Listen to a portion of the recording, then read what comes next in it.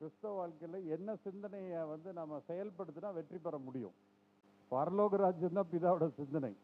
அவருக்கு என்னன்னா, இயேசுக்கு என்ன சித்தம்னா, பரலோக ராஜ்யத்தை பூமியில கொண்டு வந்து ஸ்தாபிக்கணும். நமக்கு என்ன பிரச்சனை அப்படின்னா, பரலோக சிந்தனையே வராது. பரலோக சிந்தனை, பரலோக ராஜ்யம்னு வார்த்தையை கண்டுபிடிக்கிறதுக்கே எவ்வளவு சுத்தி இருக்கோம் பாருங்க. அப்போ பரலோக ராஜ்ய சிந்தனை உடையவர ஒரு கிறிஸ்தவன் மாத்திரம்தான் இந்த உலகத்தை ஜெயிக்க முடியும். அப்போ உங்களுடைய டோட்டல் மைண்ட் செட்டு, உங்களுடைய சிந்தனை எண்ணங்களை வந்து நீங்க கண்டிப்பா மாத்தி ஆகணும். என்னவா மாத்தணும்? பரலோக ராஜ்யத்தினுடைய சிந்தனையா மாத்தணும். அது வந்து ரொம்ப ரொம்ப கடினமான ஒரு விஷயம். ஏன்னா பரலோக ராஜ்யத்தின் சிந்தனையை செயல்படுத்தணும் அப்படின்னா முதல் எதிரி யாரு? நம்ம மாம்ச சிந்தனை தான். நம்ம வந்து அந்த பரலோக ராஜ்ய சிந்தனையை செயல்படுத்துறதுக்கு தடையா இருக்கிறது நம்ம ஓன் படிப்பு, நம்ம ஓன் அனுபவம், நம்முடைய மனநிலை தான். அதனால கிங்டம் மைண்ட், அதாவது நான் யார் அப்படின்னு ஒரு கிறிஸ்தவன்கிட்ட கேட்டா அவன் வந்து என்ன சொல்லணும்னா, I am a kingdom citizen சொல்லணும். நான் ஒரு பரலோக ராஜ்யத்தினுடைய சிட்டிசன், பிரஜை. அப்படி அவனுக்கு சொல்ல முடியல அப்படின்னா அவனுடைய திங்கிங்கில் ஏதோ கண்டிப்பாக பிரச்சனை இருக்கு. அவனால் பிரச்சனைகளை சமாளிக்க முடியாது, ஜெயிக்க முடியாது. நம்ம எவ்வளோதான் நம்ம நிறையா போராடி பார்க்குறோம், ஜெபிச்சு பார்க்குறோம், உலக பிரகாரமான ஸ்ட்ராட்டஜிஸ் பார்க்குறோம். ஆனால் ஜான் ஏறினா மூலம் சறுக்குது இல்லைங்களா? ஏறிட்டே இருக்க முடியுதா? இல்லை. ஏன், என்ன பிரச்சனை அப்படின்னா சிந்தனைகள் இன்னும் வந்து மாற்றம் அடையவில்லை. புரியுதுங்களா? அப்போ சிந்தனைகள் முதல்ல மாறுறதுக்கு கிறிஸ்துவனுடைய சிந்தனை வரணும். கிறிஸ்துவனுடைய சிந்தனை என்ன அப்படின்னா, கிறிஸ்து வந்து அவர் இளைப்பாறுதலிலே பரலோக ராஜ்யத்தை நிலைநிறுத்துவதற்காக வந்தார். He came to establish kingdom in rest. இல்லையா? அவருக்கு வந்து டென்ஷன் கிடையாது, ஸ்ட்ரெஸ் கிடையாது. ஹெவன்லி கிங்டம், பரலோக ராஜ்யத்தை வந்து ஸ்தாபிக்கணும்னு படாத பாடுபடல. அவர் இளைப்பாறுதலில் அவர் செஞ்சார். ஸோ நம்ம வந்து எபிரேயர் 4வது அதிகாரம் 1வது வசனத்துக்கு போவோம். ஒரு வாக்குத்தத்தம் உண்டாயிருக்கு. covenant has been given that we are entering rest. ஒரு இளைப்பாறுதலுக்குள்ள பிரவேசிச்சிருக்கோம். அடுத்த வசனம்.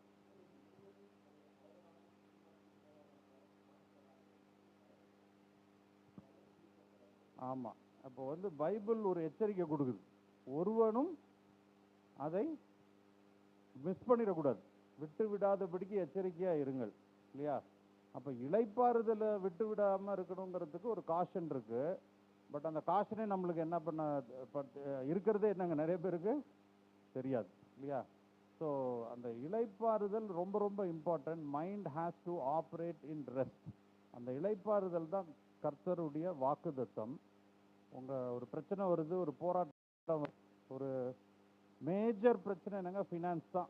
அந்த ஃபினான்ஷியல் இன்ஸ்டெபிலிட்டி வந்தோன்னா மைண்ட் என்ன பண்ணிடுதுங்க, பயங்கர டென்ஷன் ஆயிடுது, பயங்கர ஸ்ட்ரெஸ்ஃபுல் ஆயிடுது. ரெஸ்ட்ல ஆப்ரேட் பண்ண தெரியாது. அப்போ நீங்க ரெஸ்ட்ல ஆப்ரேட் பண்றதுக்கு இடம் கொடுக்காம அந்த ஸ்ட்ரெஸ்ஸுக்கும் கோபத்துக்கும் ஆங்ஸைட்டிக்கும் ஆப்ரேட் பண்ண இடம் கொடுத்துட்டீங்கனாலே, சிம்பிள் லாஜிக், பரலோக ராஜ்யமும் ஆண்டவரும் உங்க கூட சேர்ந்து செயல்பட முடியாது. அப்போ நீங்க தனியா தான் போராடி ஆகணும். ஸோ இதைத்தான் நம்ம என்ன பண்றோம், பிரச்சனை வரும்போது என்ன பண்ணிடுறோம், இளைப்பாறுதல்ல செயலாற்ற நமக்கு தெரியறதில்லை. இளைப்பாறுதல் வந்து பிரசங்கிக்கப்பட்டாச்சு. ஆண்டவர் வந்து 6 நாள் சிருஷ்டித்தாரு. ஆதியாகமம் வரலும் இந்த வசனம் கனெக்ட் பண்ணலாம். 7ஆம் நாள் அவர் வந்து இளைப்பாறுதல்ல இருந்தாரு. அப்போ நமக்கும் வந்து ஆண்டவருடைய ஃபினிஷ்ட் ஒர்க், கிறிஸ்து எல்லாவற்றையும் செய்து முடிச்சுட்டாரு. நம்ம இளைப்பாறுதல்லாம் இருக்கணும்னு பிரசங்கிச்சாச்சு. ஆனாலும் என்னங்க, கேட்ட வசனம் பிரயோஜனப்படவில்லை. ஏன் பிரயோஜனப்படல? அதை எடுத்து நம்ம வந்து நம்முடைய வாழ்க்கையில மிக்ஸ் பண்ண தெரியல. அதை வந்து நம்ம ஒரு வார்த்தைங்கிறது விதை. அந்த விதை நமக்குள்ள வந்தா அதுக்கு வந்து அதை நம்ம ஆவியில, நம்முடைய சிந்தனையில அதை கலப்படம் செஞ்சாதான், அதை கலந்தாதான் என்ன பண்ண முடியும், சரியான மரம் வெளியில வரும். நம்முடைய ஆவி வந்து ஒரு, நம்முடைய இருதயம் வந்து ஒரு மண்ணு மாதிரி. இப்போ பூமியில மண் இருக்கு, அதுல ஒரு கொய்யாப்பழ விதை விளைஞ்சுன்னா என்ன செடி வரும், என்ன மரம் வரும்? கொய்யா மரம் வரும். ஒரு விஷச்செடி விதை விழுந்தா, அப்போ பூமியினுடைய தன்மை என்னன்னா, எதை போட்டா அது ஆட்டோமேட்டிக்காக அது வளர்த்து விட்டுரும். அப்போது நம்முடைய ஆவியும் நம்முடைய இருதயமும் எப்படின்னா, நம்ம எதை போடுறோமோ அதை தான் வளர்க்கும். அப்போ சரியான வார்த்தைகளை நம்ம வந்து விதைக்கல அப்படின்னா, தவறான வார்த்தைகளை விதைச்சா என்ன ஆகிடும்? தவறான செடி வளரும், தவறான மரம் வளரும், அதனுடைய கனிகள் நம்ம வாழ்க்கையில் பார்ப்போம். அப்போ வார்த்தையில் ரொம்ப ஜாக்கிரதையாக, வார்த்தையை வந்து எடுத்து நம்முடைய ஆவியிலையும் இருதயத்திலையும் வாழ்க்கையிலையும் மிக்ஸ் பண்ண தெரியாதவங்க என்ன பண்ணிடுவாங்க? இளைப்பாறுதலுக்குள்ள அவங்க வர முடியாது. அப்போ வர தெரியாதவங்கள ஆண்டவர் என்ன பண்ணுறாரு? கோபத்தில் என்ன ஆணையிடுறாரு? அவங்க இளைப்பாறுதலுக்குள்ள வர முடியாது. அப்போ இன்னைக்கு அநேக கிறிஸ்தவர்கள், எத்தனையோ கோடி சர்ச்சஸ் இருக்கு, ஆனால் அவங்களுக்குள்ளார இளைப்பாறுதல் கிடையாது. ஏன்னா அந்த ரெஸ்ட் வேர்டை வந்து அவங்களுக்கு என்ன பண்ண தெரியாது, பிரசங்கித்தாலும் அதை எடுத்து உபயோகிக்க தெரியாது, அதை எடுத்து அவங்க வாழ்க்கையில் மிக்ஸ் பண்ண தெரியாது. ஸோ ரொம்ப ரொம்ப முக்கியம் என்ன அப்படின்னா, வார்த்தையை எடுத்து நம்ம எடுத்து சரியானபடி நம்ம வாழ்க்கையில் மிக்ஸ் பண்ணணும், அதை எடுத்து யூஸ் பண்ணணும். மத்தேயு 15வது அதிகாரம் 13வது வசனம்.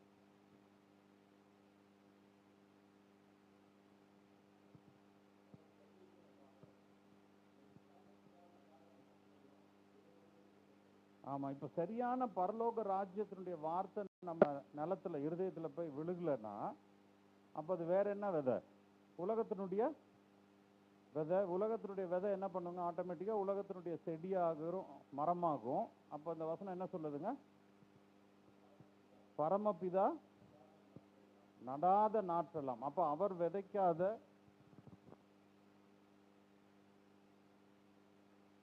வேரோடு பிடுங்கப்படும்.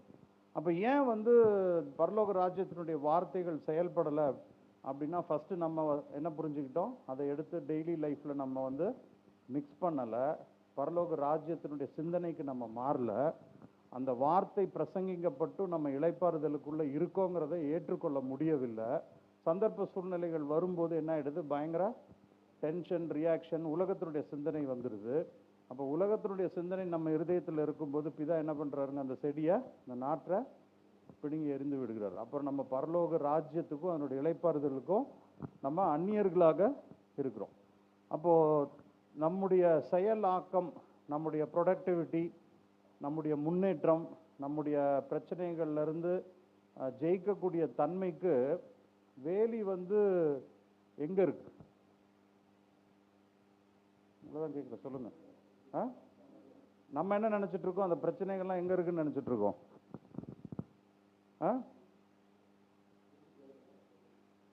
நம்முடைய முன்னேற்றம், நம்முடைய ப்ரொடக்டிவிட்டி, நம்முடைய இளைப்பாறுதல், நம்முடைய கிறிஸ்தவ வாழ்க்கையில் இயேசு கிறிஸ்து வாக்குத்தத்தமாக கொடுத்த அத்தனை பிளெஸிங்ஸும் ஏன் இன்னரிட் பண்ண முடியலன்னா, பிரச்சனை எங்கே இருக்குன்னு கேட்குறேன்.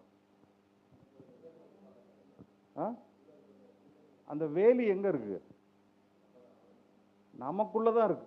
நம்ம என்ன நினச்சிட்டு இருக்கோம்? வேலை இடத்துல பிரச்சனை இல்லையா, உலகத்தில் பிரச்சனைன்னு நினச்சி அங்கே நம்ம போராடிட்டு இருக்கோம். அதை கவுண்டர் பண்ணுறதுக்கு என்ன பண்ணுறோம்? இல்லாத பிசாசை பிடிச்சி என்ன பண்ணிட்டு இருக்கோம்? அவனை கட்டி ஜெபிச்சுட்டு இருக்கோம்.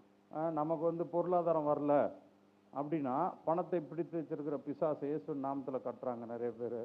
அப்புறம் ஏதாவது ஒரு பிரச்சனை, குடும்ப சூழ்நிலைன்னா உடனே அதுக்குள்ளே பிசாசு இருக்குது, இயேசு நாமத்தில் அதை கட்டுறோம். இதை தான் வெளியில் பார்த்துட்டு இருக்குமே ஒழிஞ்சு அங்கெல்லாம் தடைகள் இல்லை. எங்கே இருக்குது? நம்ம மைண்ட். அவர் மைண்ட் இஸ் த ஃபென்ஸ். அப்போ அந்த வேலியை வந்து பரலோக சிந்தனை இருந்தால் தான், ஹெவன்லி மைண்ட் செட் இருந்தால் தான் உடைக்க முடியும். நம்ம அந்த ஹெவன்லி மைண்ட் செட் எப்படி மாறுவோங்கிறத பார்ப்போம். நீதிமொழிகள் 4வது அதிகாரம் 23.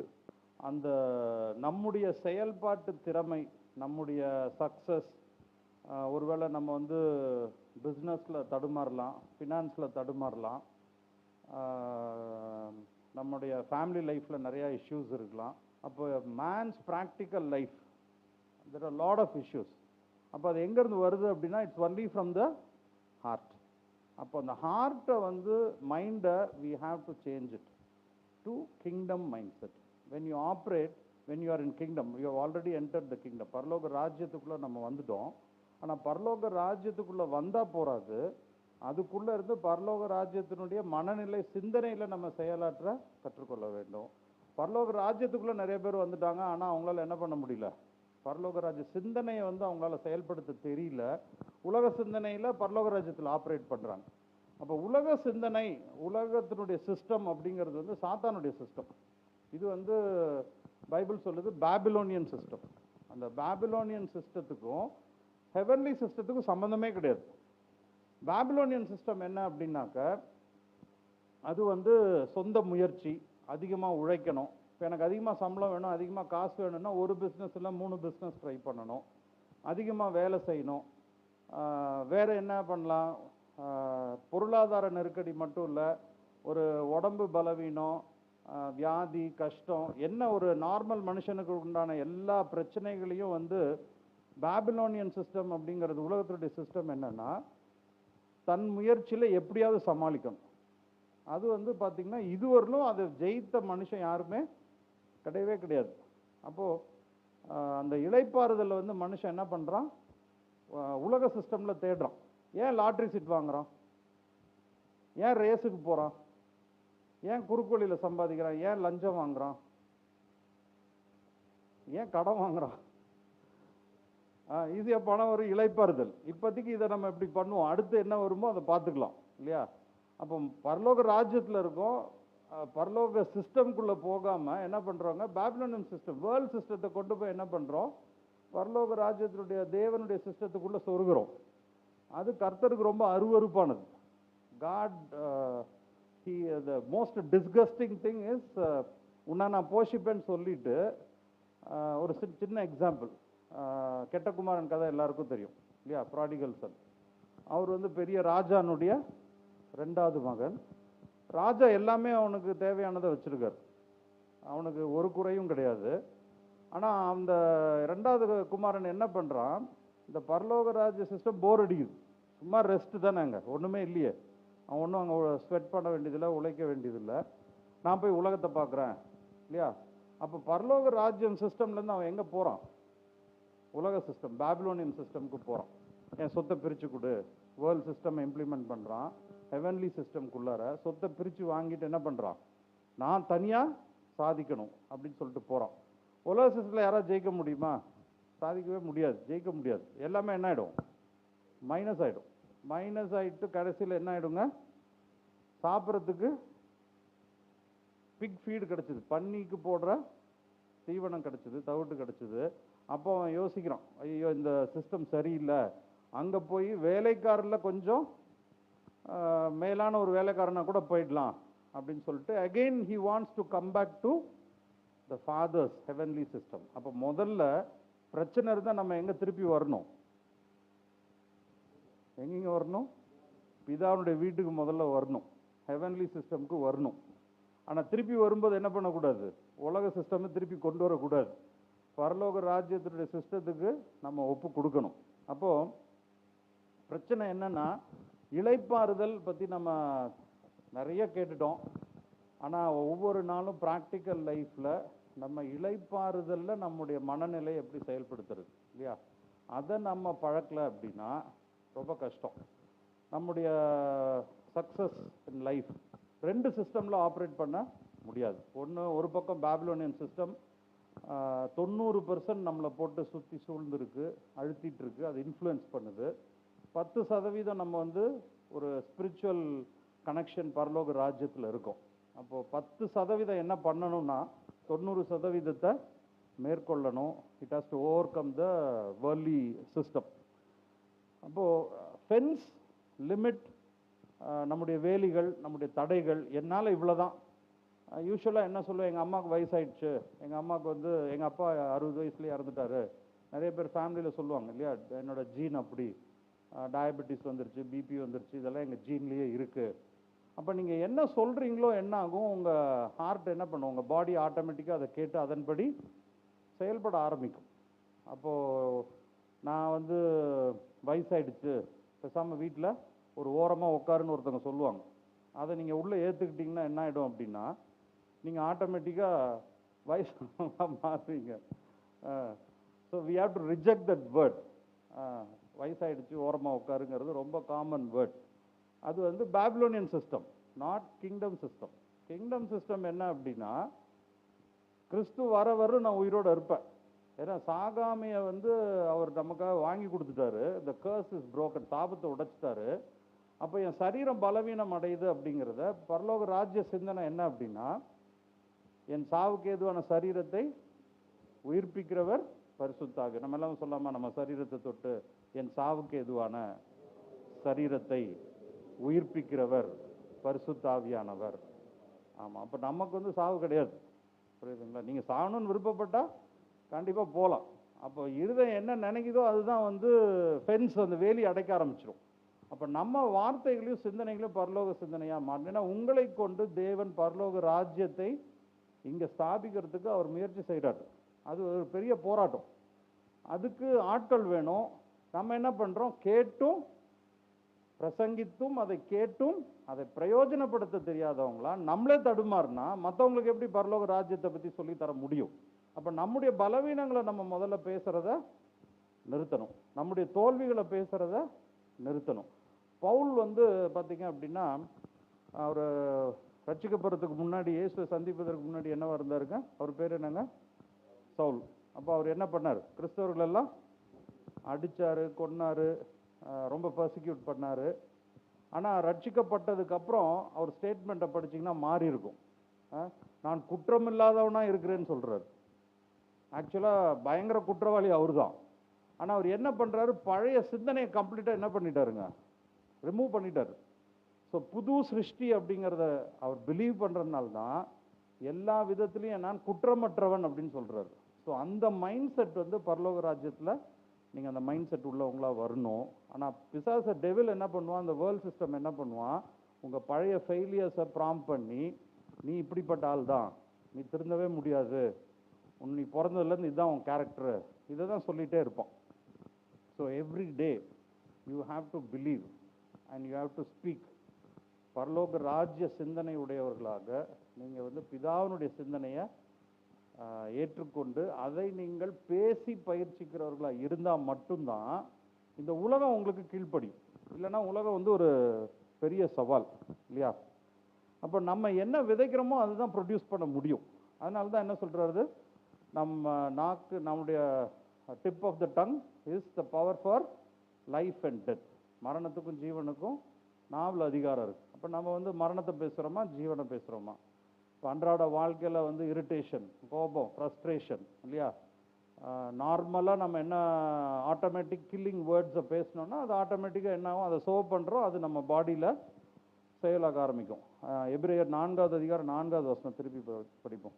இப்போ 7ஆம் நாளை குளித்து அவர் வந்து 6 நாள் எல்லாவற்றையும் சிருஷ்டித்து மனுஷனுக்காக சிருஷ்டிக்கிறாரு. 7ஆம் நாள் வந்து என்ன பண்ணுறாருங்க? எல்லாம் நல்லது என்று பார்த்து அதை வந்து ஆசீர்வதிக்கிறார். He blesses that 6th day and 7th day he rests.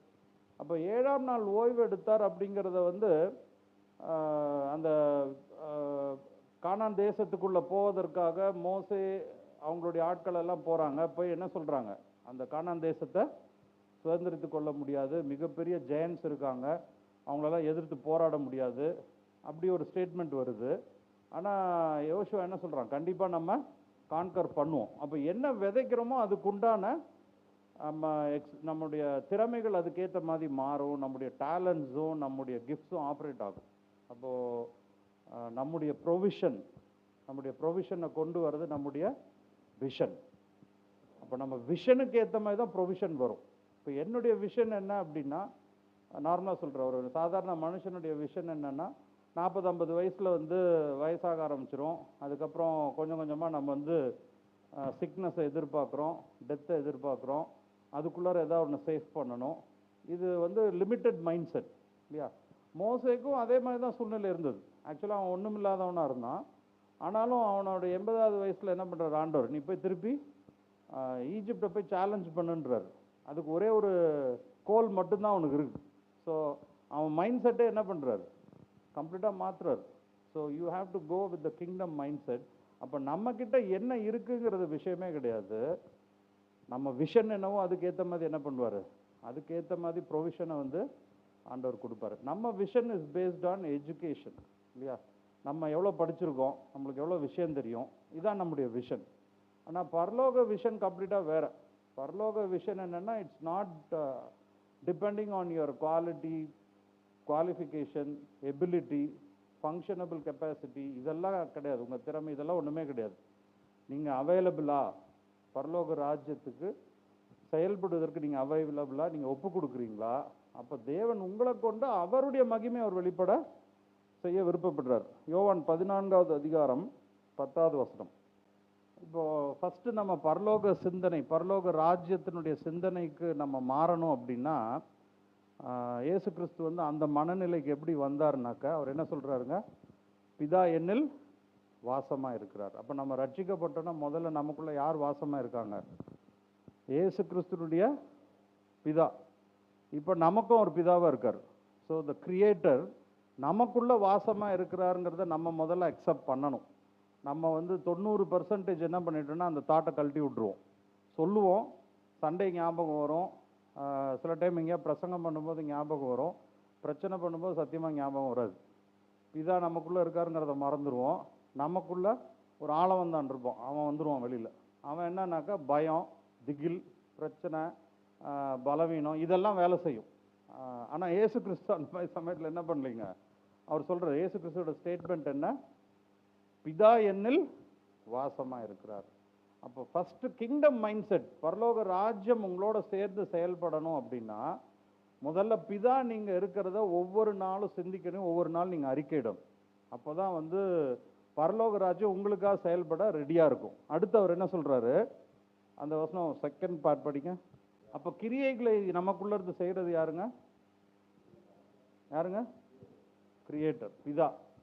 அப்போ நமக்குள்ள ஒரு ஆஃபீஸில் போனால், ஒரு பிஸ்னஸ்க்கு போனால், ஒரு சிச்சுவேஷனுக்குள்ளே போனால் யார் கிரியை செய்யணும்? ஆக்சுவலாக நம்ம பரலோக விசுவாசியாக இருக்கிறோம், பரலோக ராஜ்யத்தில் இருக்கிறோம், இயேசுவை ஏற்றுக்கொண்டிருக்கிறோம். இப்போ யார் கிரியை செய்யணும்? என்னங்க ஒன்றும் சத்தமே காணோம். கிரியேட்டருக்கு பேர் என்னங்க? பிதா தான் கிரியை செய்யணும். நம்ம என்ன பண்ணுறோம்? கையை தூக்குனா கீழே விழுந்தோன்னா கிரியேட்டர் வேலை செய்கிறாருன்னு நினைக்கிறது இல்லை. நான் பயங்கரமாக ஜெபிச்சுட்டேன், அந்நிய பாஷையில் டாப் டக்கர் 4 மணி நேரம் அடிச்சுட்டேன், பவர் ஃபுல்லாக இருக்குதுப்பா எனக்கு. ஆனால் கிரியை செய்கிறது யார்? பிதா தான் செய்கிறார். நம்ம ஜீரோ, அங்கே ஒன்றுமே கிடையாது. மற்றவர்களுக்கு என்ன தேவை? அவங்களுக்கு சுகம் தேவையா? அவங்களுக்கு தீர்க்க தரிசனம் தேவையா? அவங்களுக்கு என்ன தேவைங்கிறத பிதாக்கு தெரியும். அப்போ அங்கே அவைலபிள் டாங்கி யாரு? அங்கே கிடைக்கிற கழுதை யாரு? நம்ம தான். அப்போ இந்த கழுதையை கொண்டு பிதா தான் கிரியை செய்ய முடியும். ஆனால் நிறைய கழுதைங்க இருக்குது. நிறைய பேர் என்ன நினச்சிக்கிறாங்க? நான் தான் பெரிய கழுதை, இயேசுவை சுமந்த கழுதை, அதனால நான் ஸ்பெஷல் கழுதை, எங்கிட்ட தான் ப்ராஃபட்டிக்கல் கிஃப்ட் இருக்குது, எங்கிட்ட தான் அனாயிண்டிங் இருக்குன்னு. ஹலோ, அங்கெல்லாம் ஒன்றும் கிடையாது. பிதா உங்களுக்குள்ள இருந்து கிரியை செய்ய, எல்லாருக்குள்ள இருந்து கிரியை செய்ய அவர் விருப்பப்படுறாரு. நீங்கள் அலோவ் பண்ணால் அவர் என்ன பண்ணுவார்? கிரியை செய்வார். அப்போ இயேசு கிறிஸ்து இதை தெரிஞ்சதுனால ஒவ்வொரு சூழ்நிலையிலையும் அவர் என்ன பண்ணுறார்? நான் அல்ல, எனக்குள்ள இருக்கிற பிதா கிரியை செய்வார். அப்படி நீங்கள் ஒப்பு கொடுத்தா மல்டிப்ளிகேஷன் அண்ட் இன்க்ரீஸ் ஸ்டார்ட்ஸ். அப்போ மல்டிப்ளிகேஷன் அண்ட் இன்க்ரீஸ்க்கு வந்து நீங்கள் பயங்கர ஹோலி பர்சனாக இருக்கணும்னு அவசியம் கிடையாது. நீங்கள் வந்து பயங்கர ப்ரேயர் வாரியராக இருக்கணும், இல்லை ஃபாஸ்டிங் ப்ரேயர் போட்டு ஜெபிச்சோன்னா இருக்கணும், இல்லை பெரிய ப்ரீச்சராக இருக்கணும்லாம் அவசியம் கிடையாது. பென்னிகின்னா இருக்கணும்னு அவசியம் கிடையாது. எதுவுமே அவசியம் கிடையாது. ஒன்றே ஒன்று அவசியம் என்னன்னா, பிதா எனக்குள்ள இருந்து கிரியை செய்கிறாருன்னு நீங்கள் ஒப்பு கொடுத்துட்டீங்க அப்படின்னா 5 அப்பம் 2 மீன் பரலோக சிஸ்டத்துக்கு 5000 பேருக்கு மேலே கொண்டு வந்து அதை மல்டிப்ளிகேஷனுக்குள்ளே கொண்டு வரும். அவ்வளோதான் விஷயம். அப்போ நமக்கு வந்து ஃபினான்ஸ் பெருகணும், இல்லை நம்முடைய கடன் பிரச்சனை தீரணும் அப்படின்னா நம்ம போட்டு மல்லு கட்டி இழுக்காம, நிறைய பேரை ஃபாரின் அனுப்பணும் அப்படின்னா போட்டு அல்லன்னு அலைஞ்சு மார்க்கெட்டிங் ஸ்ட்ராட்டஜி போட்டு அலைஞ்சு பட்டாத அவஸ்தைப்பட்டு ப்ரோஷர் அடிச்சு கேட்லாக் அடிச்சு பண்ணுறதை விட பிதா எனக்குள்ள இருந்து செய்யணும்னு சொன்னால் அவர் செய்வார். மல்டிப்ளிகேஷன் ஆட்டோமேட்டிக்காக நடந்தே ஆகணும். அப்போ இதை வந்து எப்படி கற்றுக்க முடியும் அப்படின்னா, மோசே வந்து எகிப்தில் இருக்கும்போது கற்றுக்க முடியாது. பாபிலோனியன் சிஸ்டத்தில் இருக்கும்போது யாருக்கா புரியுமா? அது புரியாது. உலகத்தினுடைய சிஸ்டமில் இருக்கும்போது இது புரியாது. உலகத்து சிஸ்டத்தை விட்டு எல்லாத்தையும் உரிச்சு ஆண்டவர் வந்து என்ன பண்ணுவார்? வனாந்தரத்து வழியா, பாலைவனம் வழியா கொண்டு போவார். எங்க? இந்த பக்கம் எகிப்து வேண்டான்னு விட்டுட்டு வந்தாச்சு. அப்போ இளைப்பாறுதலுக்கு போகணும். நடுவில் என்ன இருக்குங்க? டெசர்ட் இருக்கு. டெசர்ட்ல வந்து கேட்டது கிடைக்காது, மாட்டிக்குவோம். என்ன ப்ரொவிஷனும் இருக்காது, தண்ணி கிடைக்காது, சாப்பாடு கிடைக்காது. அந்த பாலைவனத்தை கடந்து போன உடனே மோசைக்கு என்ன கிடைச்சது? இளைப்பாறுதல் கிடைச்சது இல்லையா? மனைவி, மக்கள், ஒரு 40 வருஷம் வந்து ஒரு இளைப்பாறுதலுக்குள்ள இருந்தான். அப்போ அந்த மகிமை அடுத்து போக போறது ஒரு குளோரியஸ் ஸ்டேட்டுக்கு அவனை ப்ரிப்பேர் பண்றதுக்கு ஃபர்ஸ்ட் ஒரு ரெஸ்ட்டுக்குள்ள கொடுக்குறாரு. அப்போ நம்ம முதலாவது உலகத்தினுடைய சிஸ்டம்ல இருந்து இளைப்பாறுதலுக்குள்ள வரத்துக்கு பிதானுடைய சிந்தனை வேணும். நான் அல்ல, பிதா எனக்குள்ள இருந்து கிரியை செய்வாருங்கிற எண்ணம் கண்டிப்பா வேணும். அந்த எண்ணத்தோட நம்முடைய ஹெல்த், நம்முடைய ஃபேமிலி, நம்முடைய பிஸ்னஸ், நம்முடைய ப்ரொஃபஷன்ல இங்க ஒவ்வொரு நாளும் நான் இல்லை, எனக்குள்ள பிதா கிரியை செய்வார் அப்படின்னு சொல்லி ஒப்பு கொடுக்கும்போது எவ்ரி திங் ஸ்டார்ட்ஸ் மல்டிப்ளையிங். இயேசு கிறிஸ்து வந்து ஒரு மனுஷகுமாரனா இருக்காரு.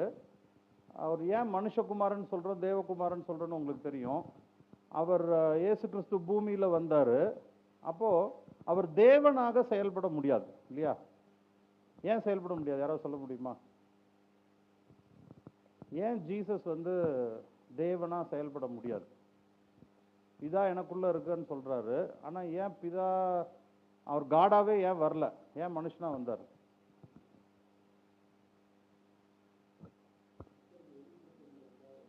மக்களுக்கு வெளிப்படுத்தணும்னு வந்தாரு. என்ன வெளிப்படுத்தணும்னு வந்தாரு? நமக்கு ஒரு ராஜா வேணும். சரிங்க, வேற ஏன் மனுஷனா வந்தாரு? ஏன் கடவுளா வரல? I am asking why Jesus came down as a man. Genesis 1:26 ஆண்டவர் என்ன பண்றாரு? மனுஷன்ட்ட அத்தாரிட்டியை கொடுத்துட்டாரு. அந்த அத்தாரிட்டியை அவர் என்ன பண்ண முடியாது? ரோல் பேக் பண்ண முடியாது. நீ சரியா செய்யல ஆடம், நீ நவுரு, நான் பார்த்துக்கிறேன்னு சொல்ல முடியாது. அண்ட் ஆல்ரெடி ஆடம் என்ன பண்ணிட்டான்? பவர் ஆஃப் அட்டர்னி கொடுத்து பிசாசுக்கு என்ன பண்ணிட்டான்? டெவிலுக்கு அவ்வளோ பவரையும் மாற்றி கொடுத்துட்டான்.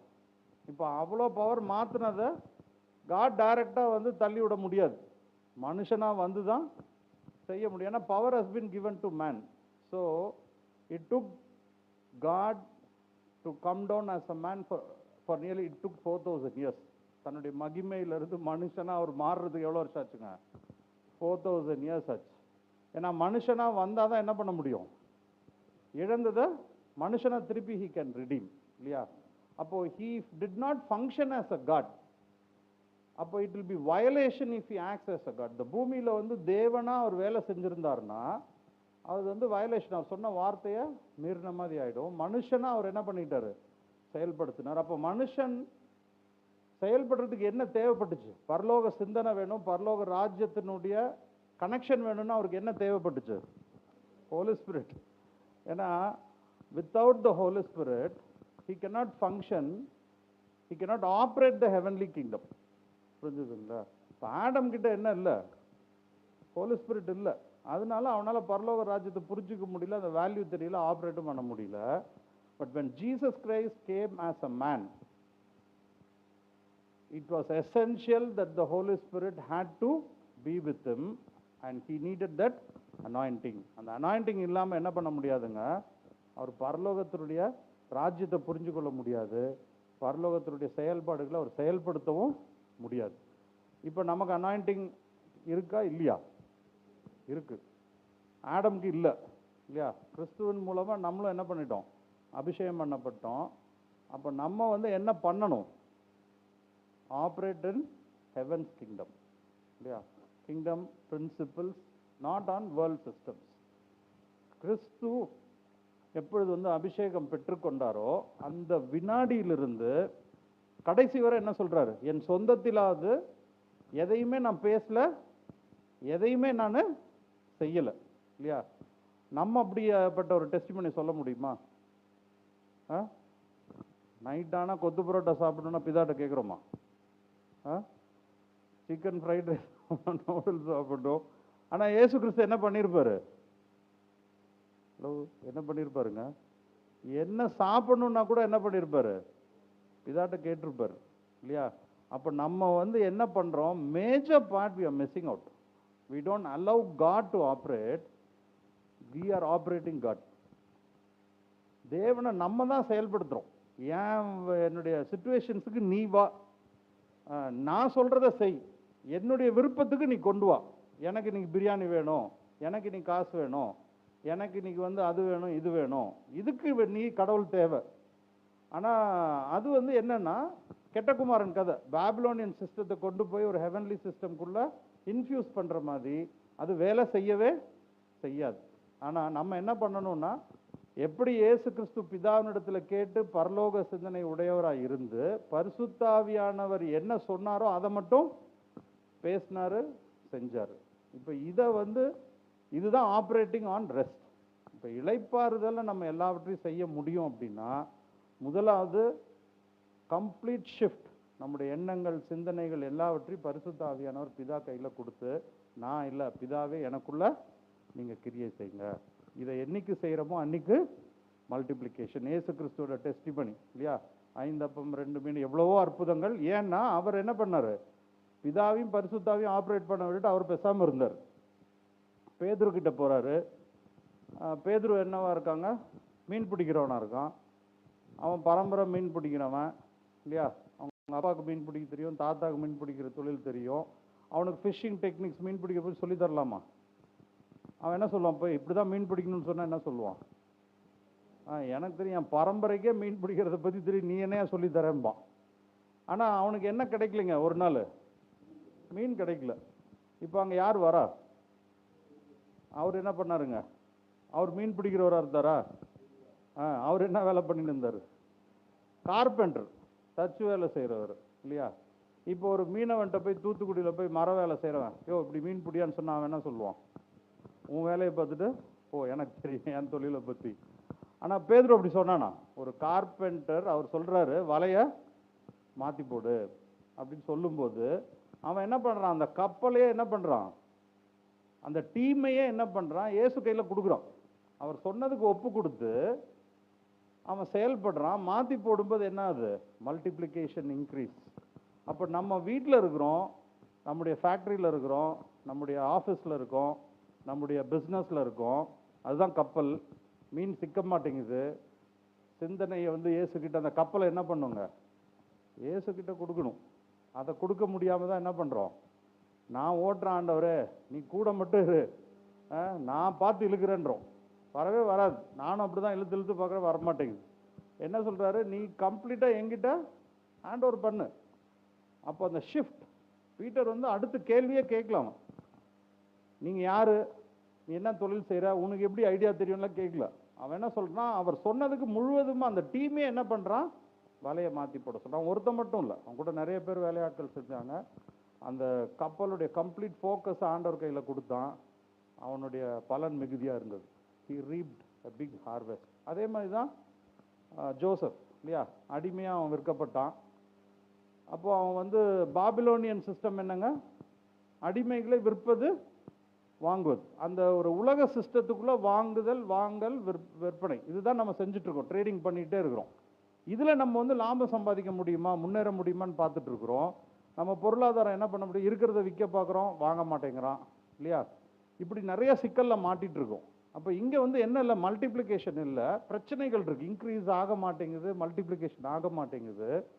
இப்போ ஜோசப் பாருங்க, அதே சிஸ்டமில் மாட்டிட்டான். அவனை வந்து ட்ரேடிங் பண்ணுறாங்க, அவனை விற்றுட்டாங்க, அடிமையாக போயிட்டான், போத்திஃபர் வீட்டுக்கு அடிமையாக போயிட்டான். ஆனால் அவன் போனதுலேருந்து போத்திஃபரோட பிஸ்னஸ் எப்படி இருக்குங்க, எப்படி டெவலப் ஆச்சு, அதான் தேவன் எப்படி அதை செய்ய ஆரம்பித்தார். ஜோசப் தேவனுடைய பிள்ளை, அங்கே எப்படி அந்த இன்க்ரீஸ் ஆரம்பிச்சது, என்ன ஸ்ட்ராட்டஜி யூஸ் பண்ணான் ஜோசப். அவன் யூஸ் பண்ண ஸ்ட்ராட்டஜி கிங்டம் பிரின்சிபல். அந்த கிங்டம் பிரின்சிபல் என்னங்க, சோயிங் அண்ட் ரீப்பிங். ஜோசப் வேற ஒன்றும் பண்ணல, போத்திஃபர் வீட்டில் போய் விதைக்கிறதையும் அறுக்கிறதையும் பற்றி தான் அவன் சொல்கிறான் இல்லையா. அந்த strategy sowing and reaping starts increasing and multiplication. Because of heavenly principle Joseph செயல்படுத்த ஆரம்பித்த உடனே போத்திஃபர் பிகேம் பிளஸ்ட். அவன் வந்து வேர்ல்டு சிஸ்டம் அங்கே இம்ப்ளிமெண்ட் பண்ணலை. இந்த போத்திஃபரோட சிஸ்டத்திலிருந்து அவன் மேலே எங்கே போகிறான், திருப்பி அடிமையாக போகிறான். திருப்பி அவனை எங்கே கொண்டு போய் உயர்த்தி ஆண்டவர் வைக்கிறாரு, பிரைம் மினிஸ்டர் ஆஃப் ஈஜிப்ட் இல்லையா.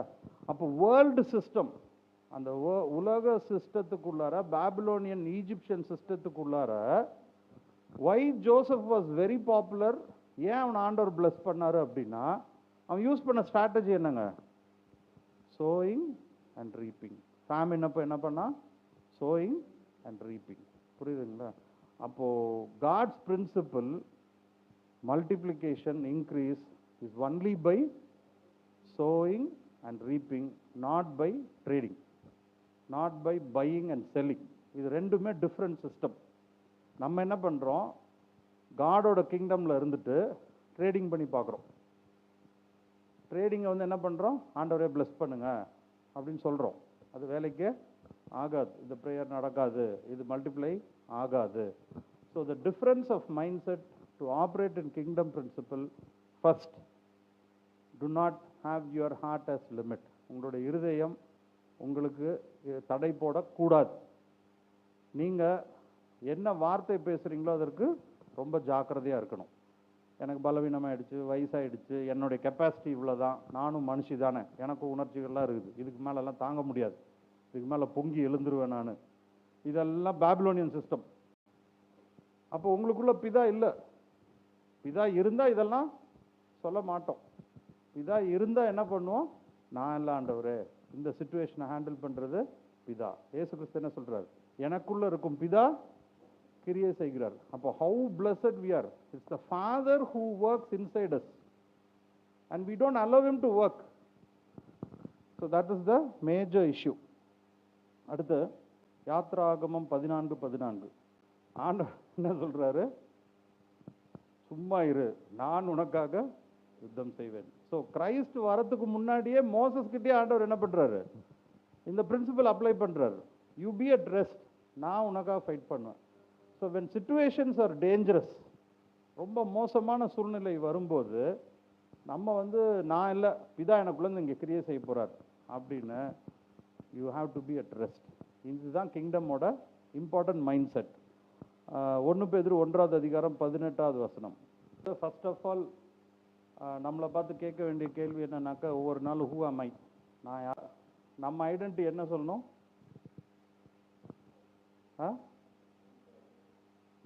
In Christ. ஓகே, பிதா எனக்குள்ளே இருக்கார் இல்லையா? So you are so valuable. ஆண்டவர் அப்படி தான் பார்க்குறாரு. உங்களை நேசித்து உங்களுக்குள்ளே இருக்கணும்னு விருப்பப்பட்டு அவர் வராரு. நம்ம தான் நம்மளை என்ன பண்ணிகிட்ருக்கோம்? டோட்டலாக அண்டர் எஸ்டிமேட் பண்ணிகிட்ருக்கோம். அப்போது ஒரு மனுஷனை மீட்பதற்கு எவ்வளோ விலை கொடுக்கலாம்? ஒரு மனுஷனை வாங்குறதுக்கு எவ்வளோ விலை கொடுக்கலாம்? அரேபியாக்காரன்ட்ட கேட்டிங்கன்னா என்ன பண்ணுவான்? அந்த அளவுக்கு ஒரு வேளை ஒரு வர்த்தியான ஒரு ஹியூமன் பீயிங்காக இருந்தால் அவன் எத்தனை கோடி வேணால் கொடுப்பான் இல்லையா? ஒரு டெக்னீஷியனாக இருக்கலாம், ஒரு மேனேஜ்மெண்ட் ஆளாக, ஒரு பெரிய எக்ஸிக்யூட்டிவாக இருக்கலாம், ஒரு ஃபினான்ஷியல் கன்சல்டண்ட்டாக இருக்கலாம், ஆடிட்டராக இருக்கலாம், லாயராக இருக்கலாம். அவங்களெல்லாம் நம்ம என்ன பண்ணுறோங்க? பணம் கொடுத்து அவங்களுடைய மூளையை வாங்குகிறோம், அதாவது அவங்கள நம்ம வாங்குகிறோம் இல்லையா?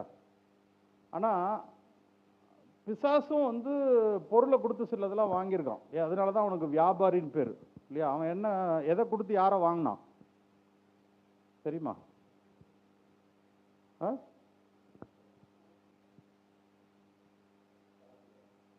எப்படி வாங்கினான்? அத்தாரிட்டிக்கு முன்னாடியே சிலதெல்லாம் வாங்கினான். என்ன வாங்கினான்? அவன் விழுகிறதுக்கு முன்னாடியே சிலதை வாங்கினான்.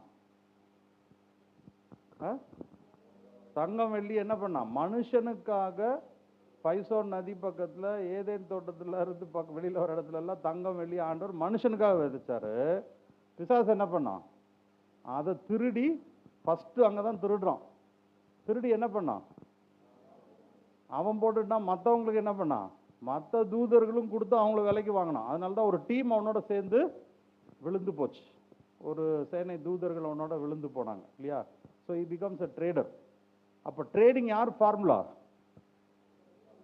பிசாசோட ஃபார்முலா. அப்போ உலக சிஸ்டம் ட்ரேடிங் பிசாசோட formula. God system is absolutely sowing and reaping. ட்ரேடிங்கே கிடையாது. அப்போது விலையேறப்பட்ட வெள்ளியையும் பொன்னையும் வைத்து என்ன சொல்லுதுங்க அந்த வசனம்? உலகத்திலே காஸ்ட்லி என்னங்க? வெள்ளியும் பொன்னும், கோல்டு அண்ட் சில்வர் ட்ரெஷர்ஸ். அது என்ன சொல்லுது வசனம்? 1 பேதுரு 1:18 கரப்டபிள். அப்போ வெள்ளியும் பொண்ணும் வந்து கரப்டட். அப்போ நம்ம எதுக்காக ஏங்குறோம்? ஹலோ, கரப்டட் பொருளுக்காக ஏங்குறோம் இல்லையா? கோல்டு சில்வர் வேணும்னு ஏங்கிட்டு இருக்கிறோம். அப்போ ஆண்டவர் என்ன சொல்றாரு? அது கரப்டட். அதை வச்சு கூட உலகத்தில் இருக்கிற அவ்வளோ சில்வர் கோல்டை வச்சு ஒரு மனுஷனை விலைக்கு வாங்க முடியாது, அவ்வளோ ப்ரெஷியஸ் அவன்னு சொல்றாரு. அப்போ அவனை ஒரு மனுஷனை பாவத்தில் விழுந்த ஒரு மனுஷனை விலைக்கு வாங்கணும்னா உலகத்தில் இருக்க அவ்வளோ வெள்ளியும் பொண்ணும் பத்தாது. அதுக்கு என்ன வேணுங்க? குற்றமில்லாத தேவனுடைய ரத்தம் வேணும். So you are so precious, you are so precious that God had to shed his own blood. Gold and silver of the whole world, இது பத்தாது உங்களை விலைக்கு வாங்கிறதுக்கு.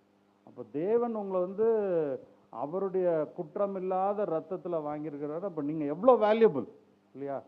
அந்த வேல்யூ நம்ம புரிந்து கொள்ள வேண்டும். So gold and silver cannot buy, the world system cannot buy you, but the blood of Jesus and kingdom principles தான் நம்மளை என்ன பண்ண முடியுங்க?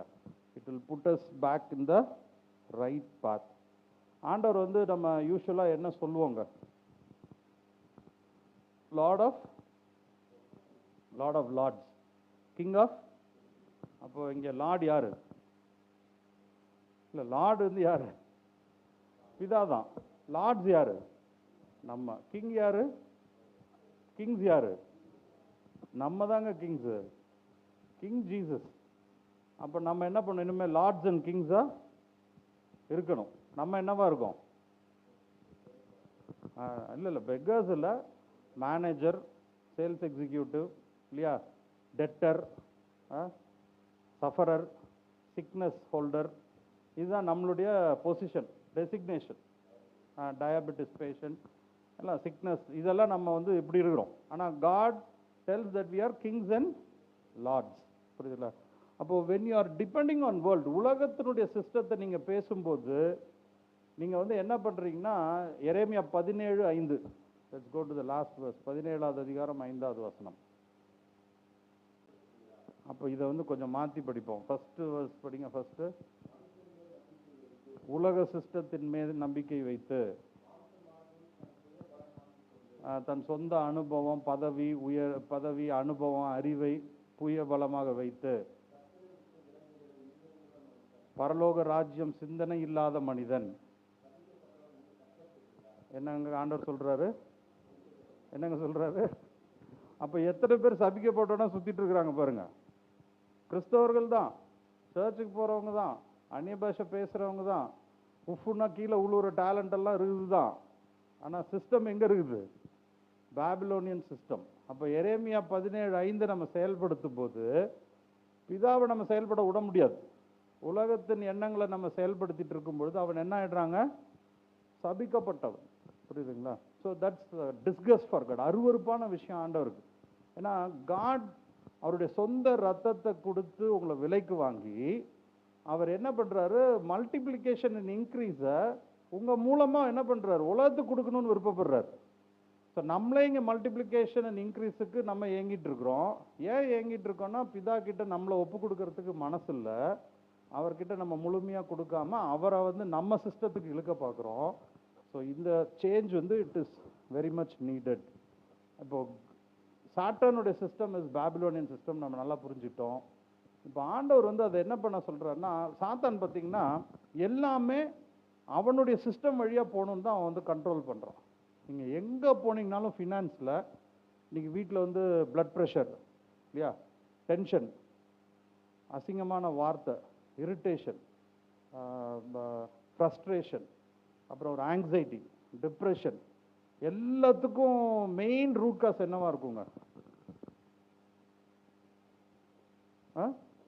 அதான் அண்ட்ரஸ்ட். எதுனால ட்ரிகர் ஆகுது? ஃபினான்ஸ்.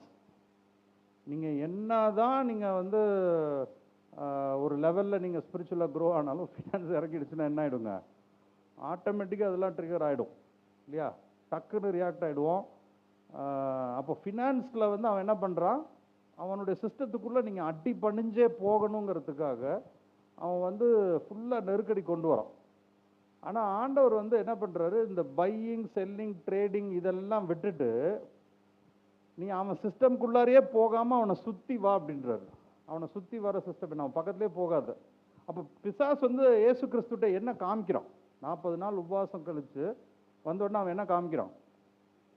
உலகத்தினுடைய வெள்ளியும் பொண்ணும் ஆல் த க்ளோரி காமிக்கிறான். ஆனா அவர் என்ன பண்றாரு? he goes around. அவனுடைய சிஸ்டம்குள்ள அவர் போவே இல்லை. அவன் ட்ரேடிங், அவனுடைய பையிங் அண்ட் செல்லிங் சிஸ்டத்தை விட்டு விலகி வந்துட்டாரு. he goes into sowing and reaping. so he bypasses the Saturn. so Saturn நீங்க bypass பண்ணணும், வேர்ல்டு சிஸ்டத்தை bypass பண்ணணும். if you want to flourish in your business, if you want to redeem, நீங்க என்ன இழந்தீங்களோ அதை எடுக்கணும் அப்படின்னா there is no buying and selling system which will work.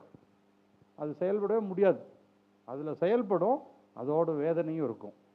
ஆனா நீங்க கிங்டம் பிரின்சிபல் அப்ளை பண்ணும்போது, kingdom principle is nothing but sowing and reaping. இது ஒன்று தான் system. that gives you multiplication. it is not that அவர்கிட்ட போட்டால் மல்டிப்ளை ஆகும், அவர்கிட்ட போனால் இப்படிலாம் கிடையாது. when you believe, have faith in God, when you sow, it will automatically give multiplication and increase. but you will have to go sow according to what the Holy Spirit tells. நம்ம பரிதாபப்பட்டு so பண்ண முடியாது. ஏன்னா பிதா நமக்குள்ள இருந்து என்ன பண்ணணும்? கிரியை செய்யணும். அப்போ பிதா எங்க விதைக்க சொல்றாரோ அங்கதான் என்ன பண்ணணும்? விதைக்கணும். புரியுதுங்களா? விதைச்சாதான் அறுவடையை நம்ம பார்க்க முடியும். So kingdom principle is sowing and reaping, multiplication and increase. It is bypassing the Babylonian system. Let's all stand, close our eyes.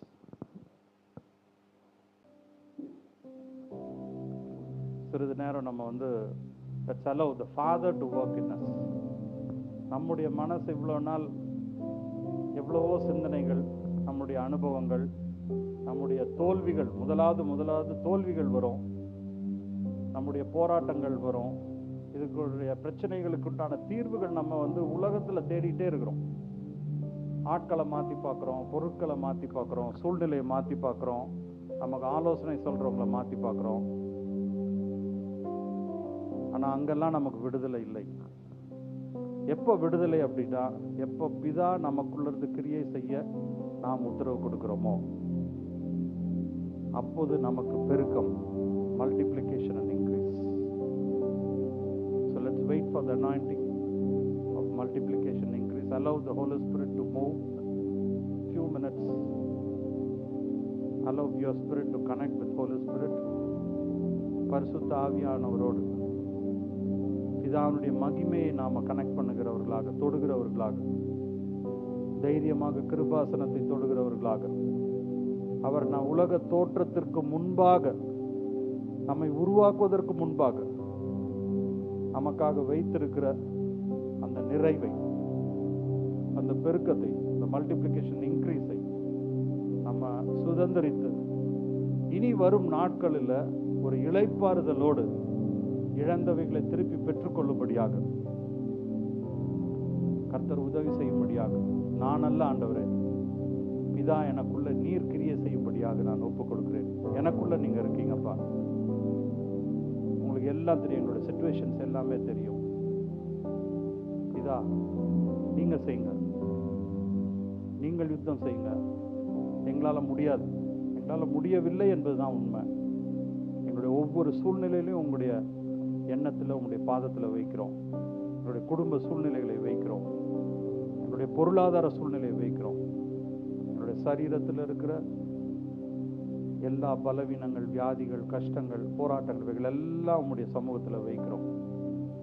இவைகள் எல்லாம் மாறி பிதானுடைய மகிமையினால நிரப்பப்பட்டு நன்மையும் கிருபையும் பெருகும்படியாக, புதிய ஜீவன் பெருகும்படியாக பிதாவானவர் உங்களுக்குள்ள இருந்து கிரியை செய்கிறார். Let's honor him. Father, we submit unto you, Lord. பிதாவே உம்மிடத்தில் நாங்கள் ஒப்புக் கொடுக்கிறோம். இயேசு கிறிஸ்துவை நீர் செய்தது போல என்னுடைய எல்லா சூழ்நிலைகளிலும் பிதா கிரியை செய்யும்படியாக ஒப்புக் கொடுக்கிறோம். எங்களுடைய மாம்சமும் எங்களுடைய சிந்தனையும் இந்த உலகத்தினுடைய முறைக்கு கீழ்ப்படியும்படியாக செயல்படும் போதெல்லாம் ஆவியானவரே நீங்கள் அதை தடுத்து நிறுத்தி பரலோக சிந்தனையையும் பரலோக ராஜ்யத்தினுடைய பெருக்கத்தையும் எங்களுடைய வாழ்க்கையில நிறைவேறும்படியாக என்னுடைய சிந்தனைகளை மாற்றி தரும்படியாக கேட்கிறோம். You are the helper, Holy Spirit. எங்களுக்கு உதவி செய்யும்படியாக ஒப்புக் கொடுக்கிறோம். நன்றி ஆண்டவரே.